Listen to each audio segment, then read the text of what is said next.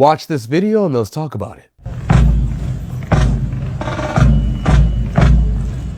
Today was July 4th, America's 250th birthday. Hundreds of masked members of a documented white supremacist group called Patriot Front marched through Capitol Hill, first chanting life, liberty, victory, and then reclaim America. And I want to focus on those two words, reclaim America, because they raise a question that the documented history of this country answers very clearly. Reclaim it from whom? Researchers call this national nostalgia, a documented sociological phenomenon where certain groups express longing for a past social order. A peer-reviewed study published in Frontiers in Psychology found that higher levels of national nostalgia directly predicted racial prejudice. Reclaim America is not about reclaiming a place. It is about reclaiming a racial hierarchy that history has already documented and rejected. Because here's what the history actually shows. The Southern Poverty Law Center, the Anti-Defamation League, and the George Washington University Program on Extremism have all documented Patriot Front as a white supremacist organization whose manifesto calls for a white ethno-state that explicitly excludes people of color from their definition of American citizenship. But the America they want to reclaim was built by the very people their manifesto excludes. The White House was built by enslaved black people. The United States Capitol was built by enslaved black people. The National Archives holds the actual wage rolls documenting their names, their labor, and the payments made to their enslavement. Approximately 400 of the more than 600 workers who built the Capitol were enslaved black Americans. The cotton economy that funded America's Industrial Revolution was built on 246 years of unpaid black labor. This is not an opinion. This is documented in the National Archives, the White House Historical Association, and the Library of Congress. And while they marched, a Reuters photographer captured a black woman sitting alone on the DC Metro, surrounded by masked white nationalists on America's 250th birthday. That image is not a coincidence. It is a summary of exactly whose America they mean when they say reclaim. The America they want to reclaim was built by the exact people their ideology erases. The receipts are in the National Archives, and no march changes what is documented in the archives of this country. This is violence. This is terrorism. These are members of Patriot Front, a documented white nationalist organization riding a DC Metro train in coordinated uniform, masked, surrounding black and brown communities with nowhere to go. And whether this gets called terrorism depends on who holds power. Definitions of violence have always belonged to whoever controls the institutions. The historical record on this is fairly consistent. The FBI has a clinical term for what you see in these images. They call it racially or ethnically motivated violent extremism. In March 2021, the Director of National Intelligence assessed violent white supremacists as the most lethal domestic terrorism threat in the country. The Biden administration published the first national counter-extremism strategy that same year, naming white supremacist violence as the central threat. Civil rights organizations, including the ACLU and the Brennan Center, criticized that strategy for surveilling what people believed rather than persecuting what they did. Throughout Biden's 4 years, the FBI did not persecute white nationalist violence often enough to match its own threat assessment. The designation existed on paper without enforcement behind it.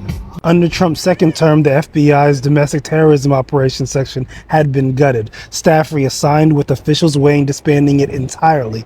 A national database law enforcement used to identify extremist symbols was removed from the Homeland Security Digital Library. Trump designated Antifa a domestic terrorist organization by executive order and directed the FBI's Joint Terrorism Task Forces to treat it as the primary national threat. That designation produced its first prison sentences in June 2026. 8 people received a combined 450 years in federal prison in the Pearland case. One defendant was not at the protest where the shooting occurred. He was arrested for transporting a box of zines he didn't write and received 30 years. His wife, who attended the protest and was not accused of firing a weapon, received 70 years. 2 other defendants received 50 years each for owning a printer and belonging to a book club. Meanwhile, every person who stormed the United States Capitol on January 6th has been pardoned. Now, this administration was elected because a majority of American voters looked at its agenda and returned it to power. When a government pardons the people who attacked the Capitol, dismantles the infrastructure built to track white nationalist violence, and sentences people to decades in prison for distributing pamphlets, those outcomes belong to the voters who chose them. This country is stating its direction clearly in court sentences and pardons, in who gets to board a train draped in bigotry and who gets sentenced to 30 years for moving a box. I'm Dr. Van, here to help you understand what counts as violence and terrorism is those with power's decision.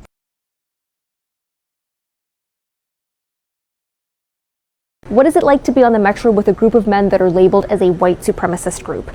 I talked to this man, Roswell Encina, about what he was feeling. Nothing really prepares you for something like that, and you tend to tense up and kind of wonder what's happening. I'm not the first person to go through all of this. Ruby Bridges, there's so many African-American kids and teenagers and students from the 50s and 60s that went through worse. I had actually interviewed Roswell about 5 years ago as well about a different incident on the metro where a group of kids had poured coffee on him and another Asian American passenger, but they left all of the non-Asian passengers alone. It's kind of hard to believe that was almost, 5 years ago, Amy, that when we first chatted about all this. It's just a reminder of the divisions in this country. It's always tough going through something frightening, and that makes you terribly uncomfortable at the moment. But I do believe that there's hope. I would be lying if I say I wasn't terrified. I didn't know what their intentions, I didn't know what their motives, I didn't know what they were going to do when they got into the metro car. Honestly, I froze. I was heading towards Maryland to a 4th of July party. When I boarded the metro, the train was just full of people celebrating the 4th of July. There were families in red, white, and blue. There were teenagers. There were babies in strollers. So the atmosphere was great. At the next stop, that's when I noticed when the train was slowing down, a big herd of people in masks and sunglasses and baseball caps. The only thing in my head is like, who are these folks? They're all masked up. I couldn't identify them. So I just kind of kept to myself, did not make eye contact, and really kind of kept my guard up.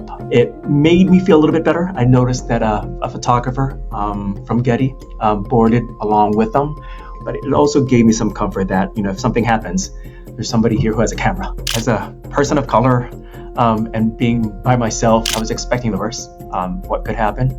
And I was thinking, gosh, if one of them stabs me or if something happens or someone kicks me, I wouldn't be able to identify any of them. And that's where I found comfort really in the photographer being there.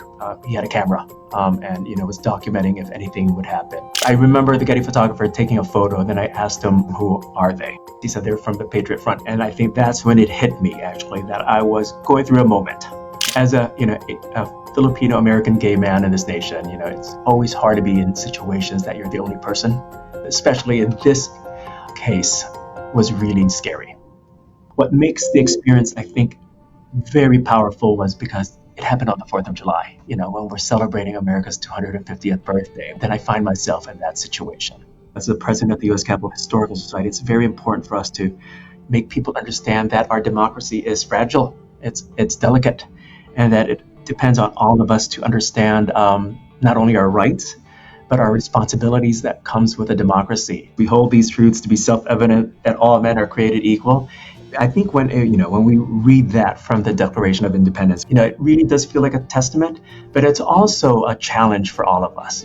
Throughout history, I think each generation has been fighting hard to make sure that everybody is treated equally. I'm hoping when they see my photo and the photo of that young African-American woman that they're reminded that the nation has always been divided, but we do need to believe, the promise of our democracy and the promise of America. And hopefully that will be a good step of making it to another 250 years. Good day, everyone, and welcome back to Truth's Verdict, the channel where we examine important story through history, verified record, and thoughtful discussion. Grab your favorite drink, settle in, and let's take a close look at today's topic. Special credit goes to the creator of the Stitches video that inspired this discussion. We appreciate the original content creator for bringing attention to this important event. This is the photo of the year. This picture was taken today, July 4th, 2026, America's 250th anniversary. This is a photo of a black woman sitting on the DC Metro surrounded by white supremacist members of the Patriot Front. You never heard of the Patriot Front? They are a white nationalist organization that was created after the Unite the Right rally in Charlottesville, Virginia in August of 2017. And this is what they're about in their own words. Pause to read. Been deemed a white supremacist hate group by both the Southern Poverty Law Center and the Anti-Defamation League. And if you're more of a visual learner, here is a video of them marching today in Washington, D.C., carrying Confederate flags. This picture is not only representative of what America really is, but it's representative of the black experience in America. A black woman surrounded on all sides by people who would hang her from a tree if they could. People whose identities are concealed because they're your policemen, your lawyers, your teachers, your doctors, and they'll get to go back to work on Monday. Business as usual. As for that black woman, she has to sit there and stare white supremacy in the face and just be silent.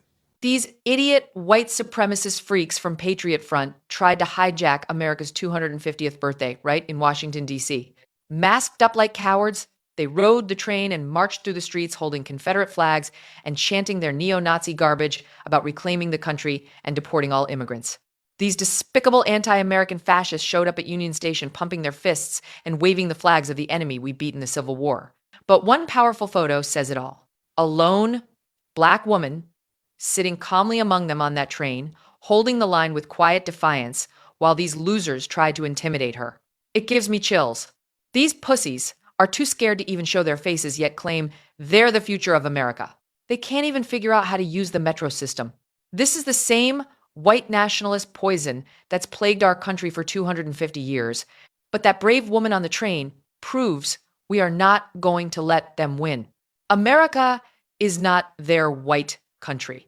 We will push back and protect our pluralistic society. In case you haven't heard, the white supremacist group that marched through DC on July 4th is now being called Antifa in disguise by conservative news.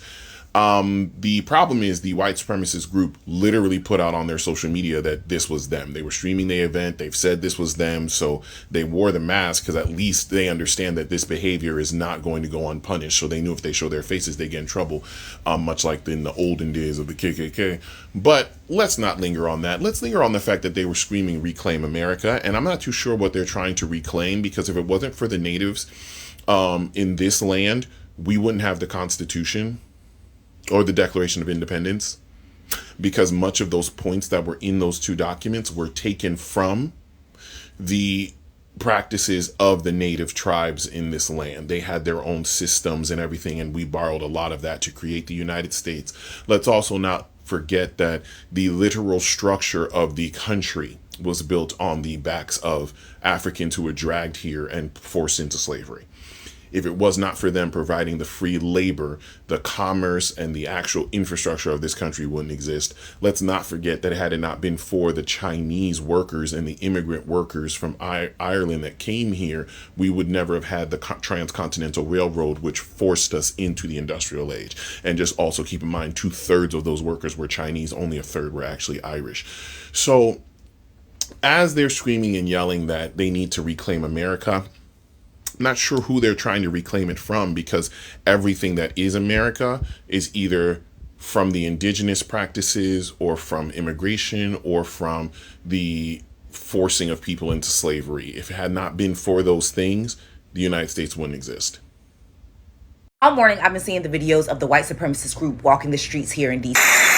The group is called Patriot Front, and they're a white nationalist group, and I've seen so many people saying, oh my God, is everybody safe? I've seen people tell folks not to go outside because they're here. And I also saw someone put on threads that if it were black people, that they would have called in the National Guard. Well, here's a few fast facts for folks who have not been paying attention to what has been going on in DC. Number one, and let me just say, the only reason why anybody shouldn't be outside is because of this heat, because of the pain and the reverberation of the sound of these fighter jets flying overhead every 20 to 30 minutes.